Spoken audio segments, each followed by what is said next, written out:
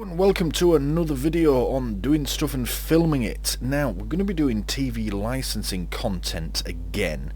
Now, a little bit different though from my usual stuff. I don't have a letter to show you. Basically, I've worked out that you guys, my audience, seem to really love this this TV licensing content. It's proven really quite popular, more popular than I ever thought it would be when I first started making videos about it. So I've set up a few alerts, mainly on my phone, to look for like TV license related news articles and other things to go with it. And whenever I see something that's interesting and worth making a video about, I'll make a video about it, really. So I found my first one. It came up on my feed just this morning. Yeah, and I just thought I'd have a bit of a look at it because I think it's worth talking about. Is this? So I'll show you what I mean. Alright, so this is North Wales Live. I mean, I'm nowhere near Wales, so I was unaware of this particular publication, but it came up in my little Google Alerts feed, and it goes, "Man thrown out of court in row over TV licence fine." Okay, so the chap's name, which I'm going to blur out because I'm not sure how I feel about reporting full names. I know it's court records and it's you could go and find out if you wanted to, but it doesn't really need to be plastered all over the news, does it? For a TV license. If he was like a murderer or something like that, then yeah, fair enough. But TV license fine, who cares? So full name. Claimed he fell into the category of those who do not need to pay a TV licence fee and said the courts were just after money. Now that's two-pronged really. He may well fall into that category, but the courts being just after money, even if that were true, you should probably keep that to yourself when you're in court. Let's scroll it down. Well, that's a picture of the court. Fairly generic looking building, probably built in the 70s or something. Lead roof. Wonder if anyone's ever tried to steal the lead off the courthouse roof. I bet someone has. Anyway, so it goes on, it says, a man who tried to dispute a fine for not paying his TV licence was kicked out of the courtroom after arguing with the judge. Right. If you're going to go to court, yes, there is an argument to be made. You put your side forward, but you don't have to be black belt barrister to know. Don't argue with the judge. He is the judge. He will make the decision. If you piss him off, he's not gonna... Oh, right, okay, let's get back to it. Alright, so the court heard that on May the 4th last year. Full name: did not attend a court hearing in Wrexham where he was found guilty of being in possession or control of a colour television receiver and colour television set, knowing or having reasonable grounds for believing that another person intended to install or use them without a licence. So that's... I've not actually seen that before. That must be the full crime that you commit with this, see? Yeah. Being in possession or control of a TV. Okay. Right. As such, a fine of £220 plus costs and a victim surcharge. Victim surcharge, my arse, was imposed, and the defendant of address, they've put his address up as well, came to court with an application to reject that. Okay, so he hasn't turned up in the first place, and now he's wanting to go back. Okay, let's read on. Surname: who had no legal representation. That's always a good start. Claimed to the sitting deputy district judge, John Rowan, that he was under hospital care for roughly 3 weeks at the time he should have revived. I think that should say received the postal notice to attend court, and that he only found out about the fine in late February 2023. He claimed that nothing had come out from his usual benefit payments in the 9 months since the imposition of the fine. Okay. Doesn't say... Oh, wait, here we go, yeah.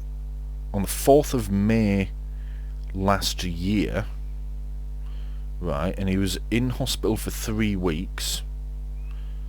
Okay, and he didn't find out about the fine until February 2023.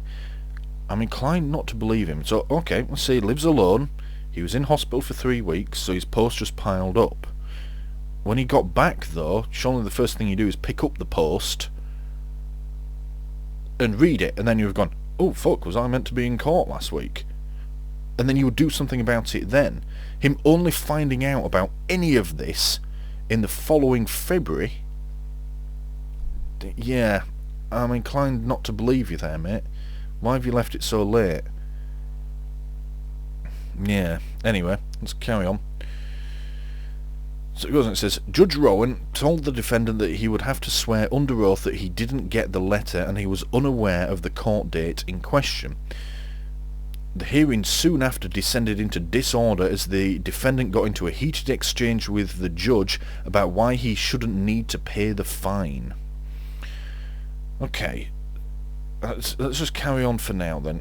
So, the defendant began to partially quote the Communications Act 2003, specifically about how he fell into the category of those who do not need to pay the TV licence, and made allegations that the courts were just after money.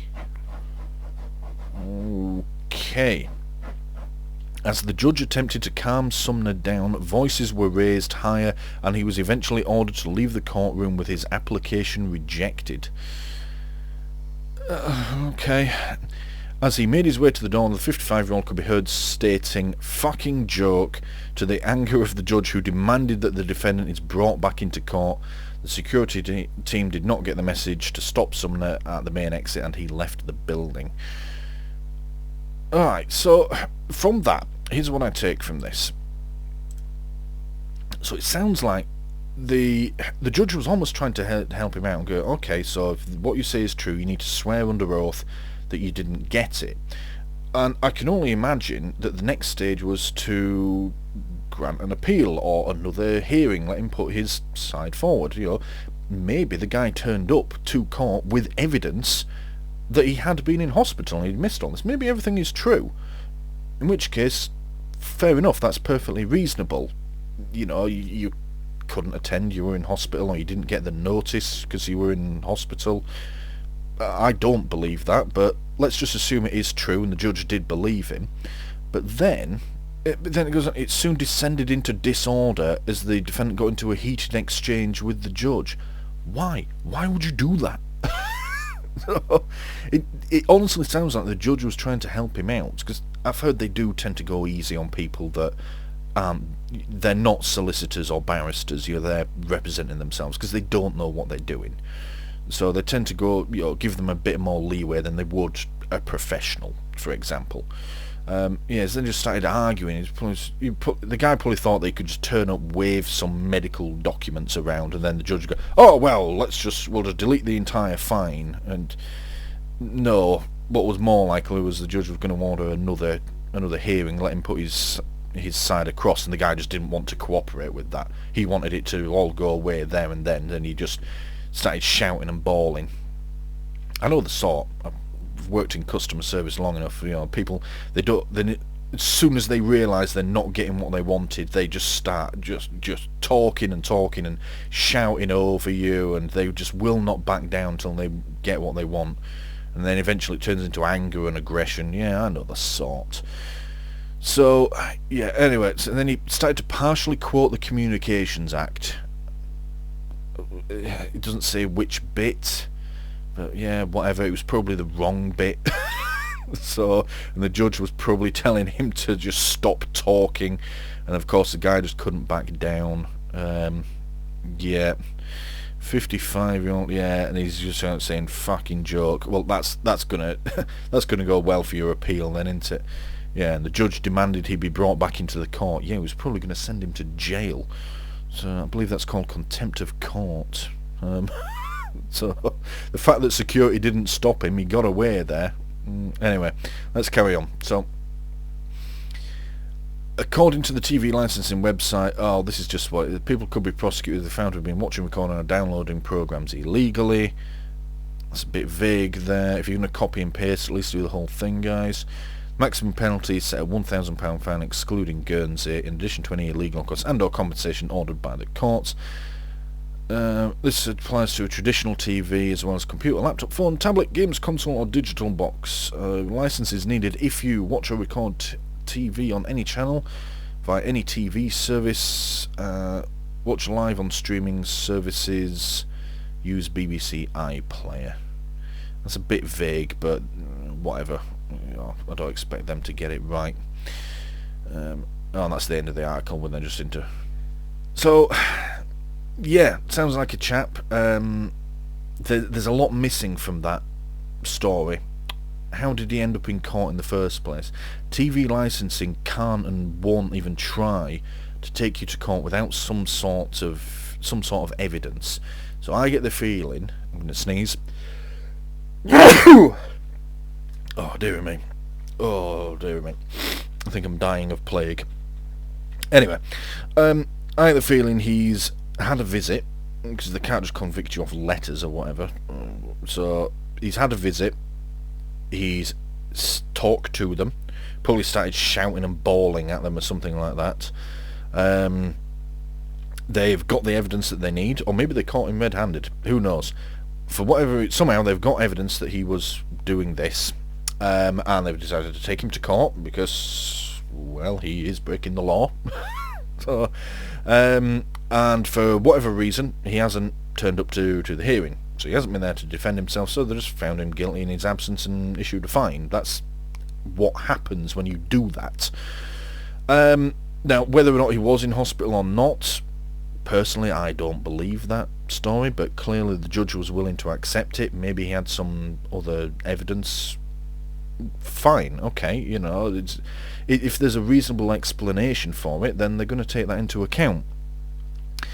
But he's then just gone full boomer and just started kicking off and shouting and bawling, and that fine will still stand, and he still has to pay it, and this is a actual fine from a court as well, so not paying it will get him into a fair bit of bother.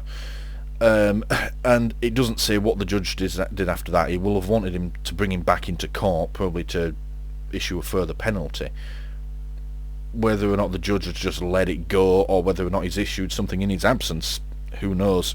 But yeah, all he's done there is make it far worse.